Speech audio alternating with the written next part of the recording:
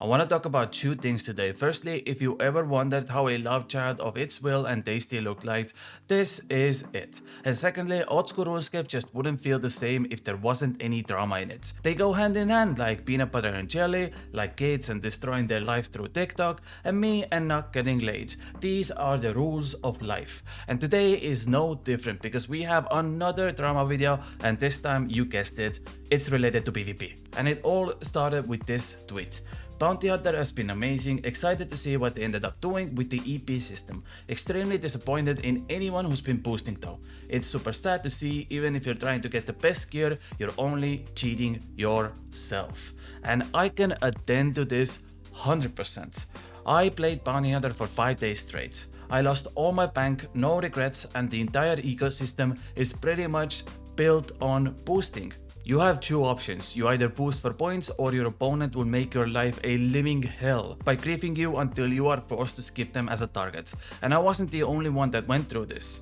People kept sending tweets like, hey guys, obviously this wasn't intended method and this seems like rule breaking, right?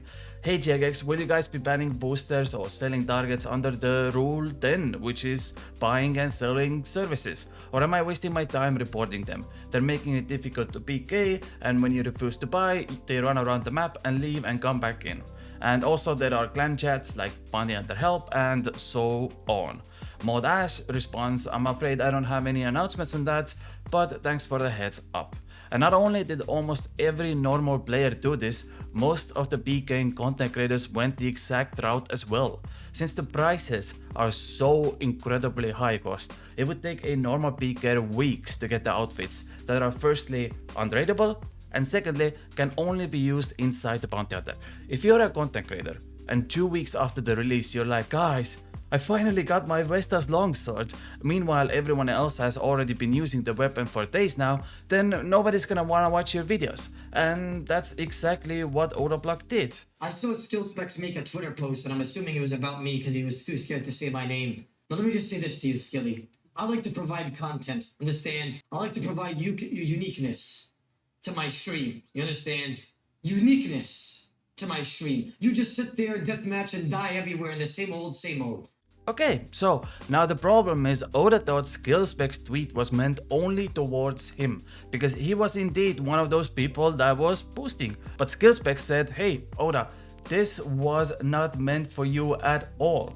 However, your guilty conscience convinced you it was. So I didn't have to look far to find you boosting your rank for content. I am very disappointed to see that, man.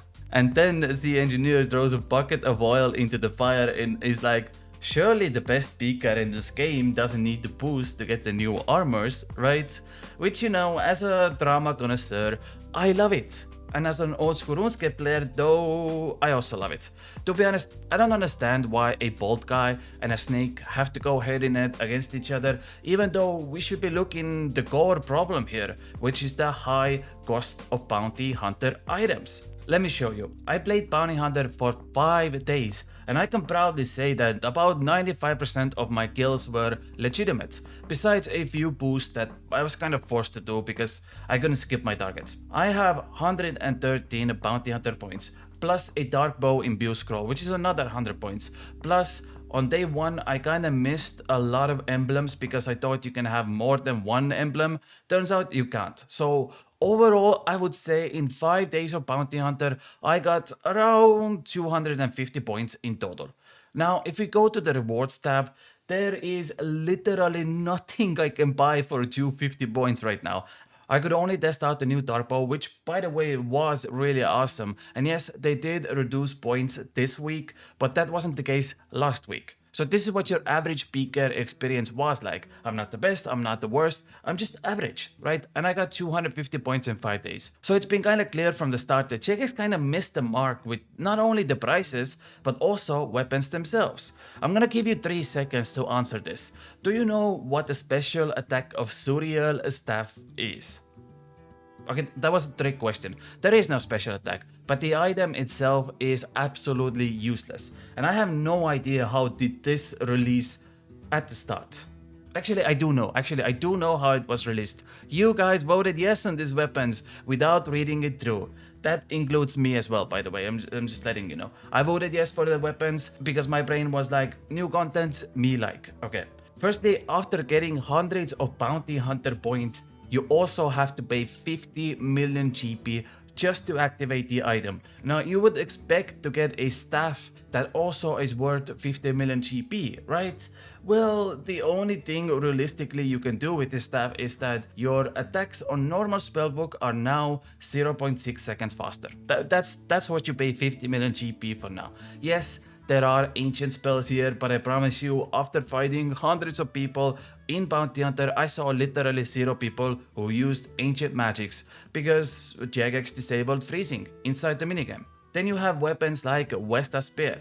Same thing, hundreds of points, 50 million GP to activate it, and you wanna know what the special attack of Vesta Spear is. Let me read it out. It consumes 50% of the player's attack energy and damages up to 16 targets in 8 tiles surrounding the player. Now, the problem with this is that the entire Bounty Hunter minigame is 1 versus 1, so this special attack since the release is quite literally useless, because you can only use these weapons inside Bounty Hunter, which doesn't have multi-combat. It only has solo combat. So you pay 50 million GP for a mediocre weapon. That's about it. Same with Morrigan's throwing axe. Essentially, again, you pay 50 million GP, 400 points, blah blah blah, and the special attack is pretty much the same as Dragon Knives, which currently are 5000 GP each. They fill the same niche DPS area. So you pay all of this money. They're untradeable, you can't take them outside minigame.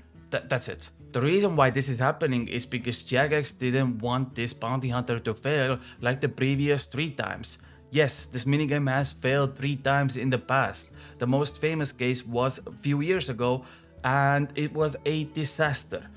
The last time boosting was a thing, it ruined Bounty Hunter and then it got removed completely. Seems like some people just don't learn from the past.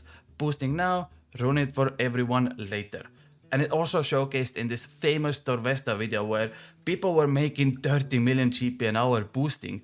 It was absolutely ridiculous. Nobody was PKing and it was so insane. Even Reddit threads were like, WTF Jagex, why are you doing this with Bounty Hunter? It's insane. You should remove it right away, otherwise it's gonna cause permanent damage to the game. And few days later, Jagex did remove the minigame. And now with the 4th release of Bounty Hunter, the only fix they can do is make it so you can't make any profit in the minigame. You can't buy any, like these are all untradeables. The only item you can buy is Target Teleport Scroll, which is 500 points and it costs like 6 million GP, so it's not even worth it. But since the prices of the Ancient Warrior items are so incredibly high, Jagex indirectly made boosting possible once again in Bounty Hunter, even though this time it's not in the form of GP, but rather people are just buying ranks and boost from clan chats. The fact that you don't need to be good at PKing and you can still make like 10 million GP an hour at Bounty Hunter just dying to your opponents in game while you lose nothing yourself, that is the deal of a lifetime. Until today, when we get the weekly game update. Firstly, they decrease the points value by a little bit, so players have easier time obtaining those rewards. Kudos to that, that's awesome, great work, I love it. Maybe in 2 weeks I can finally get my first piece, because I'm actually really bad at PKing, but don't tell others. And secondly, the bigger issue here is Jagex stated out loud that they're gonna ban every person who is boosting for points from now on. That includes Odablock, your mom, me, everyone. Starting from tomorrow, we're going to begin issuing punishments to players involved in boosting in Bounty Hunter. If we detect you're buying kills, selling kills, or even participating in boosting chat or clan, you will be banned. That's it. Now that is a tall order to complete, and it raised a lot of questions immediately. First of this was, how can you ban boosting from Bounty Hunter but at the same time boosting from Doa, Chambers of Serik, boosting for combat achievements? All of those are legit and you can do this and everyone can do this.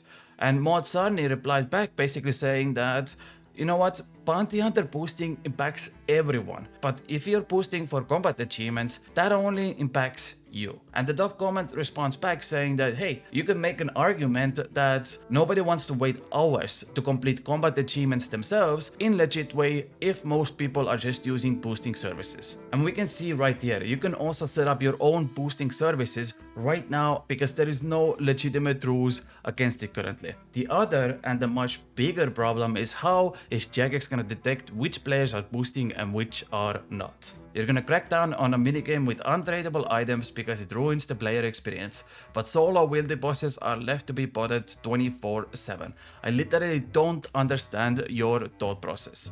And he's right, there's been countless, and I mean countless of Reddit threads in the past month asking what is actually going on in Archeo. The bots at Archeo are absolutely out of control and need to be addressed. There is not a single open world at any time of the day. Yeah, that's it. So it legit ruins the player experience because bots have taken over and they're gonna grief you. Don't get me wrong, they're absolutely gonna ruin your day. So the question at the end becomes, how are you gonna force this bounty hunter boosting in game? Let's say two players get each other targets and use Discord to communicate. Hey, I'll give you 1 million GP if you give me the target kill. They gear up, make it look like an actual fight, and that's that. And let's say Jagex bans them for boosting.